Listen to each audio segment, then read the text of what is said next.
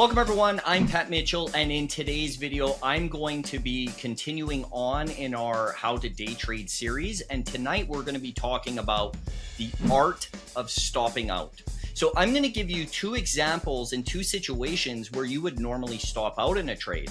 Number one, we're going to discuss where you execute into a trade, let's say coming down into a support level, and it doesn't want to bounce. It just wants to break that support level and keep coming down. And basically you have to stop out. So we're going to go over that, but we're also going to be discussing when we execute a trade and it bounces and pulls back and it wants to confirm, and you've already paid yourself in the trade and it slips that support level and you got to get out. So one sec, I'm going to go right into the charts and let's get into this. Okay, so now that we are into the charts, we are going to take a look at SPY. This is actually a trade that we took here today. The trade was to go long coming down, starting into the pre-market lows, but it's not necessarily pre-market lows. We are being backed by the 9 EMA and 5 EMA on the daily.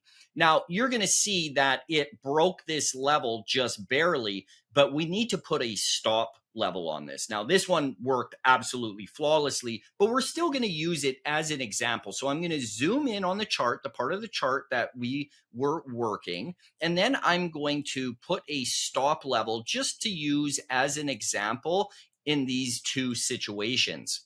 So let's say the moving averages and the pre-market lows, that's our level that we want to execute, right? We want to go long coming down into that level, but we have to give it some level, some sort of risk. So this is our risk on that trade. I'm just going to bump this up a little bit just to give us a little bit more room. And now let's discuss option one and scenario one. So the market opens up, kind of messes around. It starts setting up and we get speed and distance coming down into that level.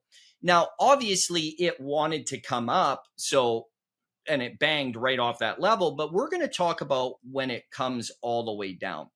So in this situation, it comes all the way down into that actual stop, right? Now, where a lot of traders will make that first mistake, just because it touches that stop, they will stop out on the trade. Generally speaking, stop levels and stops are set off of a technical support level, which is like a secondary support level, whether it's an intraday or a pre-market or a daily chart stop. So we don't stop out just because it touches that level. That's a big mistake. Don't do that. We need to stop out on confirmation. So let me show you what confirmation would look like. So let's say, let me clean this up a little bit. One sec. So opens up, it comes down in, comes right down into that level. And let's say it comes through. Okay, so it broke that level. Now do you stop out if it broke that level? No, we need confirmation. Don't forget that word. So what confirmation is, next candle open. So this candle closed, even if it came down a little bit lower, guys. This candle, so that's still one candle. Let me redo that so then you guys don't get confused. Comes down and it breaks. Next candle opens and it dips lower.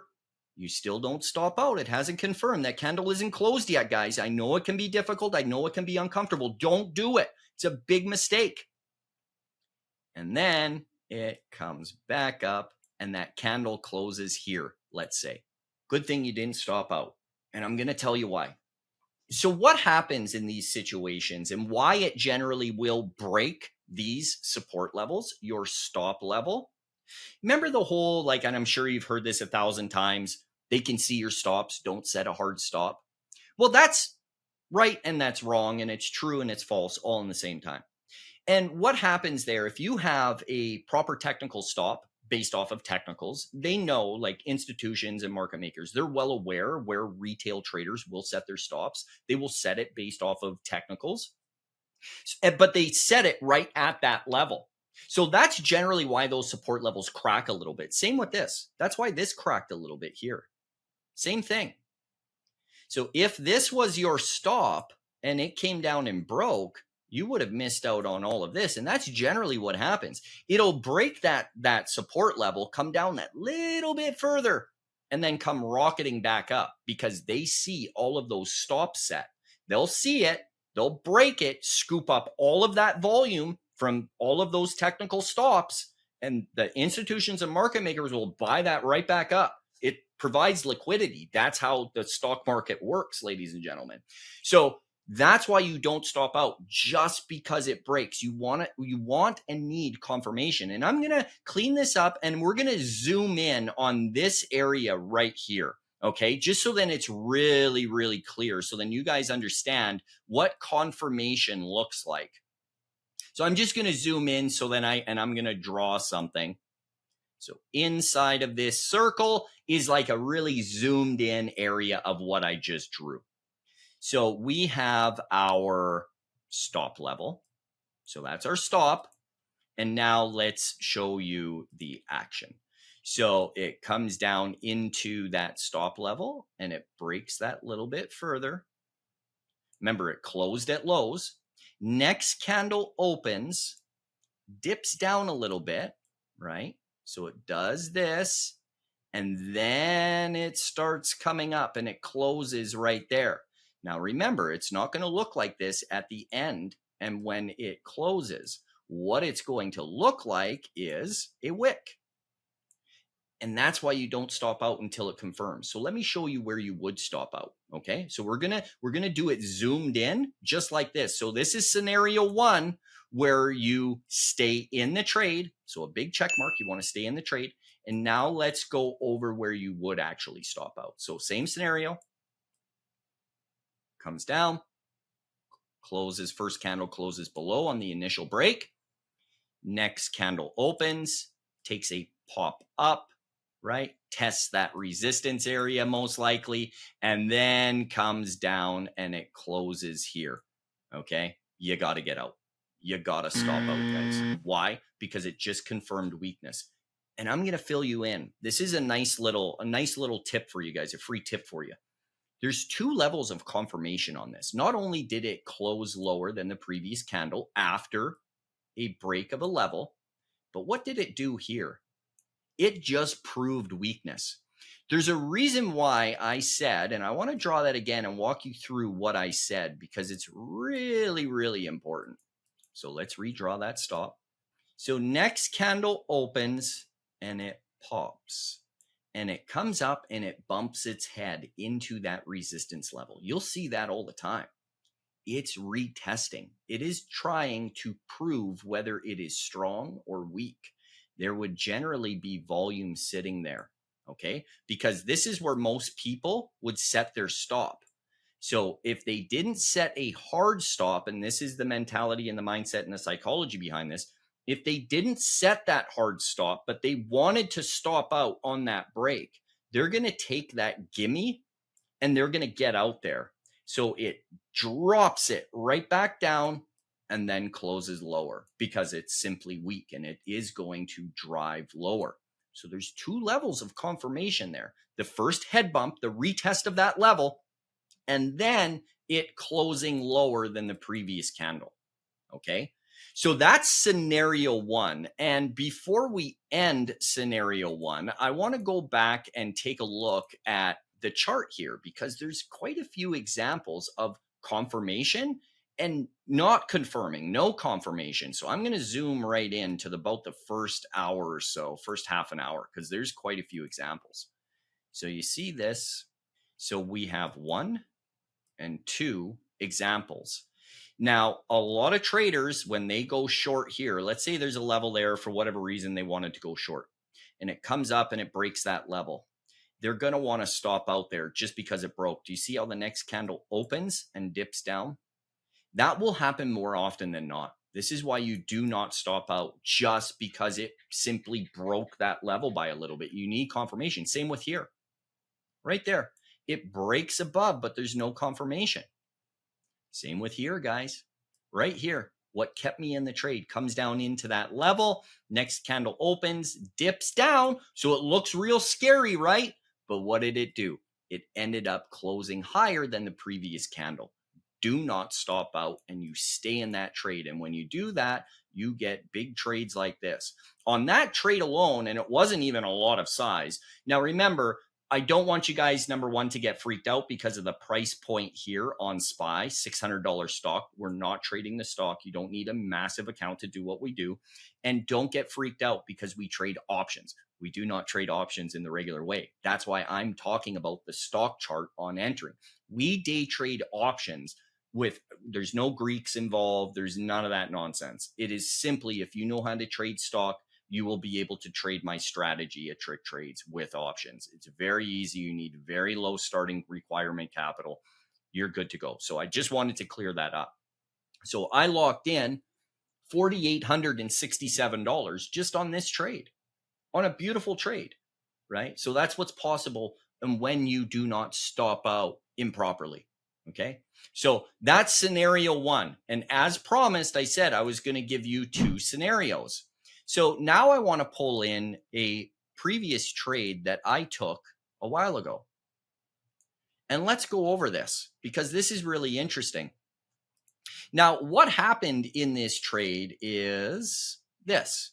We had a support level here followed by our risk level. So let's say this was a previous close. And then right here, we had pre-market lows. Those are two levels. Or this was a previous close and this was the moving averages, the 5 or the 9 EMA on the daily, right? So we start in here, add here, it bounces. You see me take out the majority of my volume. Where I entered, that's where my stop is. Because I've already paid myself on this trade, you don't ever want to break the biggest rule in day trading as a retail trader, which is never turn a beautiful green trade red. Don't do it. That is the biggest mistake you can possibly make. Day trading, as day traders, our job, professional traders, is to pay our bills. This is how we feed our families. This is how we keep a roof over our head. This is how we pay the bills. You need to lock in your profit, guys. So in this scenario, and let me clean this up a little bit. So this is our first level, second level, and then ultimately here is where I stopped out. Now let me explain why. So in this trade, as it's coming down, I start in, comes down into my lower support level. I average in, it pops back up. I pay myself. I have locked in the majority of my position. Now, as it comes down, because of the nature of the market on this specific trade, I'm not expecting this long to hold. Okay, now you may be wondering, well, why did you go long? Because at the open, we dipped, we came down into support. It did not pop into resistance. First directional pick. And it's okay if some of this is going over your heads, guys. Don't worry about it. I'm just giving you a little bit of a backstory to this. It came down into support. That's what it did. That's what was available. And we're also up at highs in the market on the daily chart. I don't necessarily want to go long, but because it gave me the setup, I have to take it as per strategy. So I execute the trade. Normally, I would be adding in here. But what I'm doing, because there's not a lot of confidence in this trade, because what the chart is telling me, I want to size down a little bit. Because what I would have noticed in this trade is I locked in profit, but as it starts coming back, I'm noticing it's chewing back my profit, probably a little bit too much. Okay. So I want to give this a little bit of breathing room, right? Because there's still a potential for this to consolidate here at that level and then push up. And I still have contracts on. So I want to size down, which I did back into my entry. And then as it comes down, it's obviously confirming. So it's confirmed weakness. I stop out. Once it does that, I need to get out. Now, with the size of contracts, and this is where a lot of traders will make a mistake, what they'll tell themselves is in a trade like this that, oh, I don't have many left, so I can just give it that wiggle room. Well, technically, I could have given it all the way to lows and I could have held all day long up to here. Why would I want to do that? I have very few contracts left. It's not worth holding. Once it confirms that weakness, guys, you got to get out. And that's what it's all about. Both of these examples have to do with the confirmation of weakness. Once it confirms weakness and it tells you exactly what it's going to do, don't be involved in that trade anymore. Now, this is where coaching and proper education comes in, because there are more subtleties to this. Now, I've given you kind of the keys to the kingdom on exactly how to stop out in the two scenarios, but you still need a proper stop out strategy, a proper risk strategy, which I have. I've got a risk strategy, an entry strategy, an exit strategy, and a sizing strategy. We have all of these strategies that are given to you within the walls of Trick Trades. Nothing's held back. It is all given to you. Plus a blueprint for success, especially with that sizing strategy. So it's really important that if you enjoyed watching these videos, this series here, come to tricktrades.com, learn how to do this professionally. Don't overlook the importance of a coach. I've been doing this for 11 years, wildly successfully, and that's what I want for you. So on that note, folks, I hope you enjoyed this. I hope to see some new faces in Trick Trades, and we'll see you there. Adios, folks.